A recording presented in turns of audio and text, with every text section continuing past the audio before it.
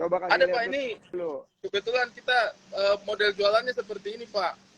Jadi Wih, memang keren, saya sengaja bawa cita rasa dari Sulawesi ini karena saya kan merasa bahwa mungkin kalau kita lihat kuliner kita itu jajanan-jajanan dari luar negeri itu banyak yang masuk ke Indonesia, kayak dari Korea, dari Jepang, dari Meksiko, bahkan makanan-makanan Italia banyak betul. Tapi saya melihat bahwa kuliner-kuliner Indonesia, utamanya yang dari tempatnya kita Pak ya, yang dari Indonesia Timur sana, itu kok jarang yang berani menawarkan, dan biasanya kalau ditawarkan tuh formatnya masih cukup pendekatannya tradisional gitu Pak. Dan ini yang saya coba bawa ini kan sebenarnya street foodnya gitu, jajanannya. Nah, akhirnya terpikirkanlah untuk kita bikin kemasan yang seperti ini gitu Pak. Jadi kita bisa turut juga memperkenalkan khasanah kuliner kita, tapi dengan format yang ibaratnya mungkin lebih mudah diakses lah sama teman-teman yang utamanya yang di kota Jakarta gitu Pak. Sebenarnya sih mimpi-mimpinya seperti itu. Karena saya tuh terpikirnya kayak waktu saya lewat di tempat jualan taco gitu, saya lihat kok orang dari Meksiko jualan makanannya di Indonesia berani gitu, sementara kita seperti kurang percaya diri dengan apa yang kita punya. Kalaupun misalnya orang-orang bilang pisang goreng dicocol sama sambal, aneh sih menurut saya. Ya itulah dia pengalaman apa namanya ya, pengalamannya ketika orang merasakan sensasi dari memakan sesuatu. Mungkin dulu juga kita pasti merasa roti dikasih daging, dikasih saus mah mungkin aneh gitu, tapi pada akhirnya orang bisa jualan sandwich juga kan di Indonesia. Nah itu sih Pak sebenarnya cita-cita kecilnya kami gitu, untuk bisa memperkenalkan street foodnya Indonesia Timur seperti apa gitu mungkin Pak Menteri. Nah, buat sobat pesona yang mau beli bisa langsung datang ke outlet pusat di Jagakarsa atau cek aplikasi ojol karena UMKM ini sudah tersedia di berbagai daerah di Jabodetabek. Untuk info lebih lanjut silakan kepoin @moala.pisgor @moala.pisgor, nanti ada yang tulis di sini. Dan juga dukung UMKM kita untuk beli kreatif lokal seperti yang tadi sudah Bang Ari sampaikan. Bangga buatan Indonesia. Kalau bisa jualan makanan Meksiko laku, kenapa nggak jualan makanan Sulawesi seperti Moala Pisgor ini? Kita dukung. Adi Kriting adalah seorang stand-up comedian yang menjadi juara ketiga di ajang stand-up komedi Indonesia Kompas TV 2013. Saat itu dia yang aslinya berasal dari Wakatobi, ini adalah destinasi pariwisata prioritas yang sedang dikembangkan oleh pemerintah pusat.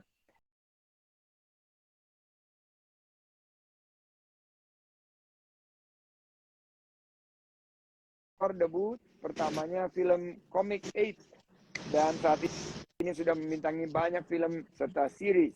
Film terbarunya The Big Four, ini saya nonton sampai 4 kali di Netflix dan super keren aktingnya.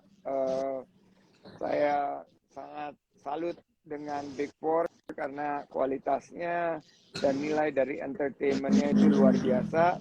Dan sekarang juga Ari sudah menjadi konsultan komedi. Aktif berbisnis kuliner Moala Pisang Goreng. Pertanyaan pertama, jadi juara 3 stand up komedi, menjadi titik mulai dikenal. Apa sih yang berubah setelah menjadi juara? Kan besar dari Sulawesi ya Pak Menteri ya, maksudnya lahir di sana juga, kecil sampai SMA juga di sana. Jadi sebenarnya tuh agak jauh dari akses industri hiburan. Jadi saya tuh waktu kecil tidak ada cita-cita sama sekali untuk masuk ke industri hiburan, tuh mimpi yang terlalu jauh gitu Pak. Dan lagi kita kan mungkin kalau dari Indonesia Timur jenjang seperti itu mungkin biasanya menyanyi. Saya ini kebetulan suara rusak sekali Pak, tidak masuk sama sekali. Jadi kayaknya kalau untuk cita-cita menyanyi itu tidak mungkin terjadi. Kemudian juga mungkin kalau orang timur juga orang pikir itu biasanya itu di sepak bola. Saya juga main sepak bola hanya sekedar hiburan saja, tidak mungkin menjadi atlet profesional gitu. Jadi tidak terpikirkan sama sekali kalau saya tuh suatu saat akan punya jenjang karir di ibu kota gitu Pak. Nah, waktu ada stand up komedi itu, saya itu sebenarnya apa ya Pak, cita-citanya tuh kecil gitu. Saya tuh hanya stand up di Malang saja karena waktu itu saya kuliahnya di Malang kan dengan stand up Indo Malang. Nah, terus ketemulah dengan teman-teman yang stand up-nya di Jakarta gitu. Salah satunya Ko Ernest Prakasa. Nah, sama Ko Ernest Prakasa lah itu saya dibesarkan jiwanya bahwa sebenarnya materi-materi stand up komedi saya itu bisa cukup untuk didengar oleh masyarakat dalam skala yang lebih besar, dalam lingkup nasional seperti itu, Pak. Nah, itu yang kemudian kayak saya tuh antara mimpi apa tidak gitu, kayak apa iya apa enggak gitu, tapi akhirnya saya coba ikut audisinya dan alhamdulillah lolos, kemudian bisa berhasil menjadi juara 3, dan disitulah saya mulai kayak punya confidence gitu Pak untuk bisa melakukan hal-hal yang lain gitu. Dan alhamdulillah sih kalau kami orang timur ini kan modalnya mungkin kita orang timur tuh cuman kerja keras saja, kita itu apa-apa itu kita berusaha sekuat tenaga.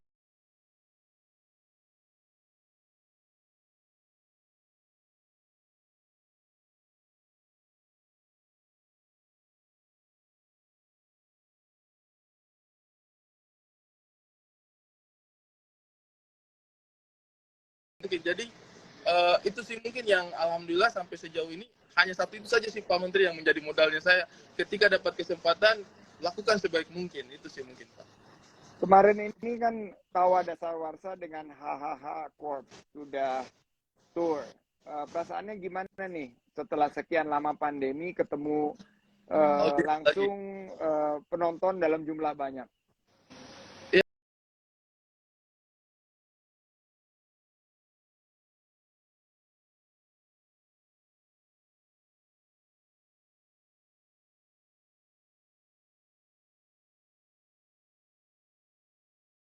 Memang sengaja memilih Bali juga sebagai destinasi untuk bisa tampil hadir di sana, karena kita melihat memang yang mungkin paling butuh untuk dieksplor dan untuk ditunjukkan bahwa keadaannya sudah kembali normal itu di sana. Dan kita sih sebagai stand up comedian, jujur Pak, 2 tahun kita stand up online Pak. Kita stand up online. Jadi berjarak gitu sama penonton, tidak bisa ketemu dengan audiens langsung. Kemarin itu ketika kita stand up dan apalagi sudah boleh lepas masker, itu lihat orang tertawa senyum-senyum itu memang sesuatu yang sangat berbeda, dan itu bikin kita bersyukur Pak. Pandemi itu dia ajarkan kita banyak hal sekali, bahwa mungkin hal yang kita tidak duga datang dari mana-mana itu bisa sangat berpengaruh pada kehidupannya kita, pada pekerjaannya kita. Bahkan ketika pandemi sudah mulai memasuki masa akhir, itu saya berapa kali stand up tapi penontonnya masih pakai masker, tetap tidak dapat Pak. Saya tidak tahu ini orang senyum apa tidak gitu. Jadi kayaknya memang itu simple, tapi kemarin pas Tawa Dasawarsa orang lepas masker kita boleh ketawa sama-sama, itu kayak itu memang menghidupkan kembali lah. Mudah-mudahan itu juga bisa mendorong dan meyakinkan bahwa situasi sekarang sudah sangat-sangat kondusif, kita bisa bikin event lagi di mana-mana selama protokol dan keamanannya masih bisa terjaga. Harusnya sih kita bisa sudah kembali normal sih Pak. Harapannya kami dari pekerja industri ini, karena ketika COVID itu yang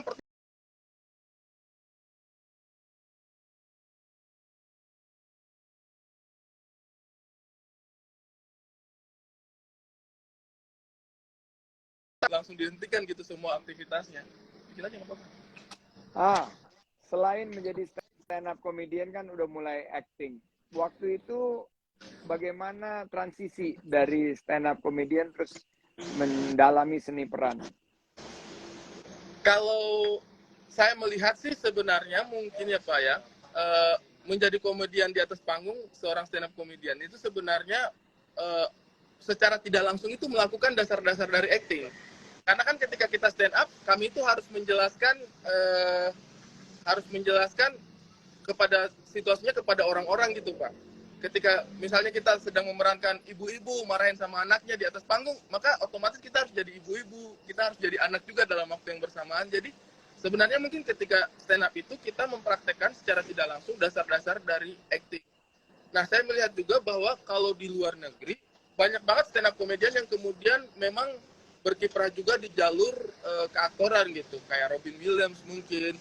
Bahkan jauh sebelum itu Richard Pryor sudah main di film Superman. Kemudian Adam Sandler juga mengawali karirnya juga sebenarnya dari stand up comedy gitu Pak. Jadi untuk saya sih sebenarnya perpindahan transisi dari seorang stand up comedian ke medium film ini sebenarnya mungkin bukan sesuatu yang akan terlalu janggal dirasakan gitu. Bukan menyeberang yang terlalu drastis gitu. Cuman mungkin yang harus dipahami kemudian adalah ketika kita bermain di film, kalau stand up kan kita sendirian Pak. Kita yang tulis, kita yang eksekusi, kita direkturnya, kita yang tahu aktingnya, pergerakannya. Nah kalau di film kita paling berkompromi dengan itu, karena sudah ada lawan main, kemudian sudah ada arahan dari director, kemudian sudah ada skenario. Kalau skenario sih pada dasarnya ketika bermain film itu kita disiplinnya di skenario. Nah, ketika stand up komedi kita juga sebenarnya disiplinnya di skenario, Pak. Jadi menurut saya sih kayaknya sebenarnya untuk teman-teman yang mendalami stand up komedi sebenarnya dia punya kans besar sih, Pak, untuk bisa terjun ke industri film.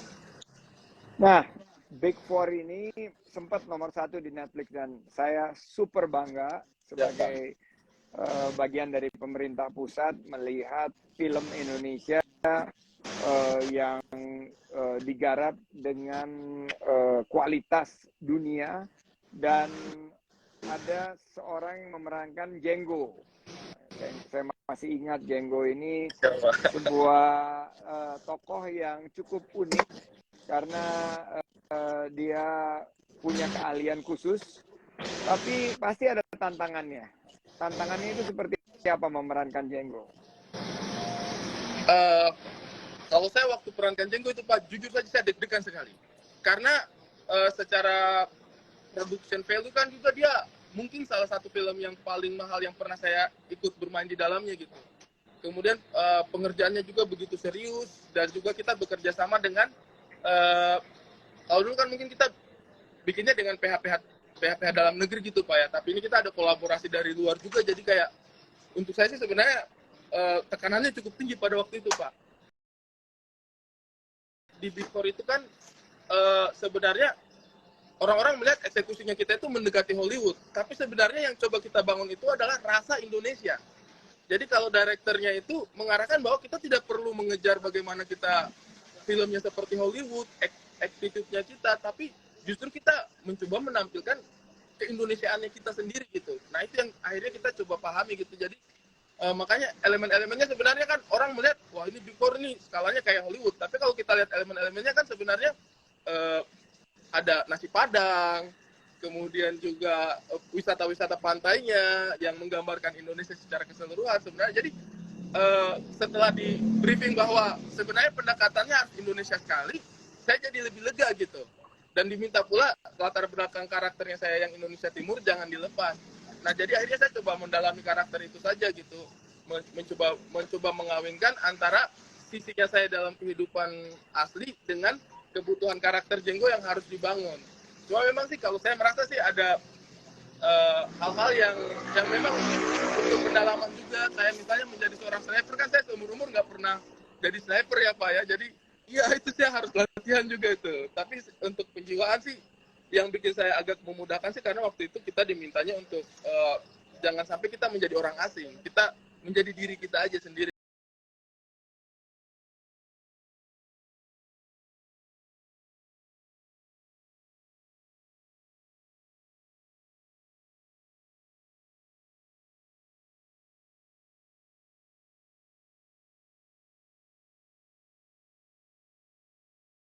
Sesi penutupan ini. Pertama, jika ada destinasi yang mirip dengan destinasi Big Four itu, kira-kira apa destinasi yang digambarkan di film Big Four tersebut? Wah, kalau ilustrasinya Big Four Pak ya, sebenarnya mungkin kalau teman-teman ke Indonesia Timur, hampir setiap sudut wilayah Indonesia Timur bisa Anda temukan tempat-tempat yang seperti ilustrasi di Big Four itu. Tapi kalau belum menyebut nama tempat sih, mungkin Wakatobi, Key Island, mungkin Misol, Raja Ampat, itu mungkin salah satu yang akan bisa menggugah teman-teman untuk merasa Indonesia itu indahnya minta ampun. Pulau Komodo juga mungkin. Dan Pak, mungkin saya di sini sebelum ini, saya mau terima kasih sekali Pak. Karena sebenarnya ini ada teman-teman dari Buton mau datang. Pas dengar kabar saya mau ngobrol-ngobrol sama Pak Menteri, mereka mau datang sebenarnya di sini. Kami sebenarnya masyarakat Buton terima kasih sekali sama Pak Sandiaga dan juga pemerintah pada umumnya karena 2022 kemarin banyak banget hal yang diberikan kepada kami masyarakat Buton. Kunjungan ke Buton, ke Keraton, kemudian ke Wakatobi juga berkali-kali, itu besar sekali maknanya untuk kami. Sampai Pak Presiden juga kemarin pada saat 17 Agustus pakai baju adat Buton, itu wah itu besar sekali maknanya untuk kami Pak. Mudah-mudahan perhatian untuk daerah kami di Buton juga bisa lebih banyak lagi dan itu saya sih sebenarnya bahagia sekali. Muala ini juga sebenarnya adalah salah satu upaya kami juga untuk bisa memperkenalkan apa yang ada di daerah gitu Pak, utamanya dari Tanah Buton. Buton juga mungkin dan Indonesia Timur pada umumnya. Saya terima kasih banyak sekali Pak sudah diundang Terima juga. kasih dan Ngomong-ngomong soal happy kan ya, berarti Ya, Bang Ari. happy Pak, pokoknya Pak Menteri happy, saya happy juga. Pak Menteri mudah-mudahan happy terus Oke, Pak. pertanyaan berikut. Sebutkan 2 desa wisata, satu di Buton, satu di Wakatobi yang menjadi juara Indonesia dalam 2 tahun berturut-turut. Desa wisata yang di Buton itu desa wisata Limbowolio Pak. Kemarin menang Betul. itu untuk apa namanya kategori sanitasi. Terima kasih banyak Pak untuk Betul. anugerahnya untuk kita Kalau desa di Limbowolio. Wakatobi namanya Kalau- apa desa wisatanya? Kalau desa yang di Wakatobi yang di Tomia bukan Pak ya? Yang Namanya desa wisata Liotogo. Diotogo ya. Itu yang di Wanca apa yang di Tomia itu Pak? Yang di Diotogo ya? Itu ada di Di Wakatobi ya Pak? Wah. Ya, di Wangi. Siap. Ya.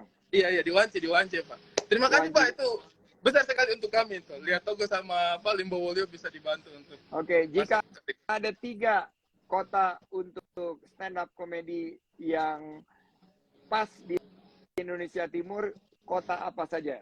3 kota yang untuk melakukan stand up tour buat Jenggo. Wah, ini kayaknya saya nanti bakal dibantu ini untuk bisa stand up di kampung-kampung ini, di kota-kota ini nih. Makassar, karena itu menurut saya ibu kotanya Indonesia Timur. Kemudian kalau saya pribadi saya harus ke Bau-Bau Pak, karena itu saya punya kampung halaman. Dan mungkin satu lagi Ambon Pak, Ambon, kota musik dan salah satu juga tempat banyak seniman-seniman lahir di Indonesia. Sebenarnya Bapak batasi saya 3 ini saya repot ini, karena nanti Indonesia Timur yang oh berarti kita nggak mau ke sini ini. Nggak apa-apa, mulai dulu Makassar, Bau-Bau sama Ambon. Ambon karena saya belum pernah ke sana Pak. Kalau yang lain saya sudah pernah. Nanti kita bisa atur ke sana. Sekarang Ya. Sebutkan berapa persen naiknya penjualan Muala Pisgor setelah PPKM dicabut. Setelah PPKM dicabut, Muala pisang goreng itu naik mungkin sekitar 15-20% Pak. Alhamdulillah, itu sangat membantu sekali. Dan utamanya juga yang kalau kita yang bisnis ini kan ada yang online, ada yang offline, Pak. Nah, kalau yang PPKM itu kita hanya bersandar sama yang online. Tapi itu potongannya lumayan menyiksa juga, Pak. Kalau sekarang PPKM dicabut ini kita dapat yang offline, alhamdulillah kita bisa lebih survive lah untuk ini. Terima kasih, Pak. Mudah-mudahan seterusnya. Terakhir. Sebutkan 3 alasan kenapa kita semua harus berwisata di Buton. 3 alasan kenapa kita harus berwisata di Buton. Pertama, karena di Buton itu ada benteng terluas di seluruh dunia. Yang merupakan buatan anak bangsa, bukan buatan Belanda. Itu adalah benteng buatan pribumi, buatan nenek moyang kita. Benteng Keraton Wolio itu adalah benteng terluas di seluruh dunia. Kalau Cina itu bentengnya terpanjang ya. Tapi kalau yang terluas ada di Indonesia dan itu ada di Buton. Kemudian kita juga bisa melihat di sana juga ada Wakatobi. Jadi Buton itu skupnya termasuk Wakatobi. Di Wakatobi itu adalah pusat biosfer bawah laut Indonesia. Di dunia ini ada 700 jenis terumbu karang, 500 ada di Wakatobi itu.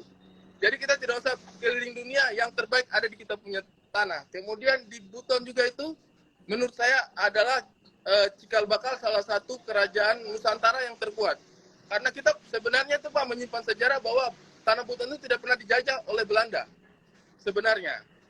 Dan itu yang mungkin mudah-mudahan bisa juga dipelajari untuk teman-teman yang datang ke Tanah Buton untuk melihat bagaimana sebuah kebudayaan itu ada satu kebudayaan mungkin jarang dibahas tapi sebenarnya itu bisa banyak nilai-nilai filosofinya yang masuk ke sana.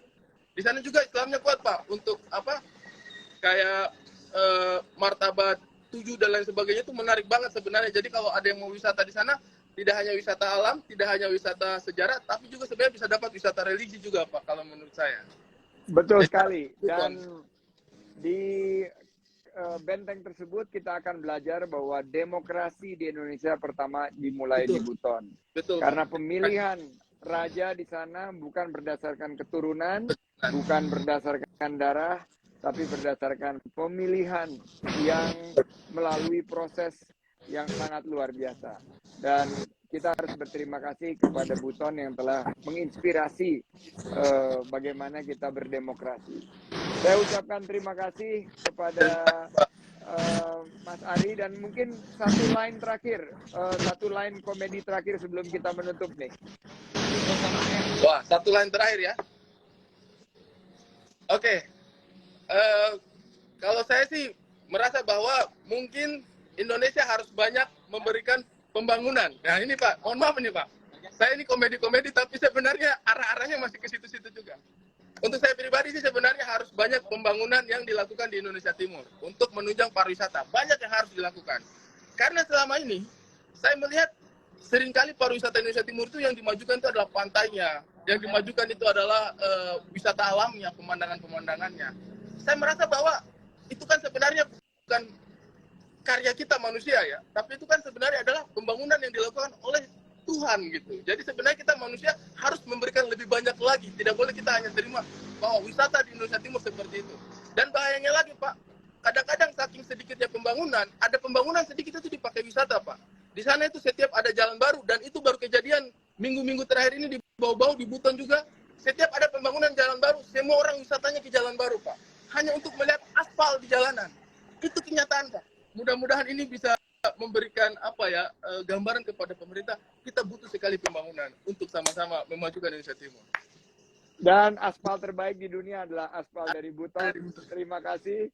Sekali lagi ada kuis yang nanti akan dibagikan kepada pemenang, yaitu voucher GrabFood senilai 150.000 untuk 6 orang, bisa digunakan untuk membeli @muala.pisgor, pisang goreng muala. Dan pertanyaannya adalah 3 film yang pernah dibintangi oleh Bang Ari Kriting. Saya ucapkan terima kasih Bang Ari. Terima kasih Pak Menteri. Mudah-mudahan kita bisa di lain kesempatan, dan keep on rocking. Thank you. Wassalamualaikum warahmatullahi wabarakatuh. Waalaikumsalam warahmatullahi wabarakatuh.